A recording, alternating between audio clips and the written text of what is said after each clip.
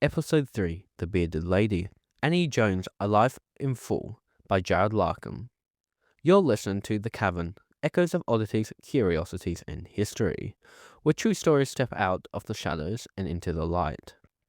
In Episode 2, we were told the tragic, beautiful story of Joseph Merrick, the Elephant Man. Today, we shift our gaze, but not our hearts, towards another figure once labelled a curiosity. A woman who carried her difference like a crown. A woman of strength, intelligent, a voice. This is the story of Annie Jones, the Bearded Lady. She was born in 1865 in Virginia. Annie Jones Elliott. From the moment she entered the world, she was unique. Fine dark hair covered her face, ears, and body, a condition the doctors would later call heroism. Her parents were astonished, confused, but they didn't hide her. They brought her forward. When she was just 9 months old, still swaddling, barely speaking, her parents signed a contract with a man named P.T. Barnum. He would pay them $150 a week, an astonishing sum in those days, to display their infant daughter in his museum in New York. She was labeled the infant Esau after the biblical figure born hairy, and so her life began in a glass box. By the age of 5, Annie was a sensation. She wasn't just a bearded child, she was charming, poised, intelligent. She travelled with Barnum's troops, appearing in newspapers, photographs, advertisements. She was always well dressed, carefully posed, but there was more than just novelty in her presence. She spoke with elegance, she sang, she played piano. Crowds didn't just come to stare, they came to listen. But behind the glamour was something darker.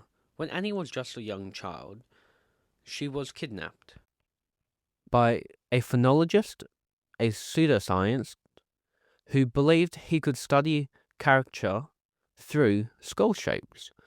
He claimed she belonged to science, not entertainment. For months, she vanished. Barnum himself hired private investigators. She was eventually found and returned to the family. But the experience scarred her. She had tasted just how easily she could be owned by science, by man, by the world. As Annie grew into a woman, her beard became fuller, darker, impossible to hide, but she never tried.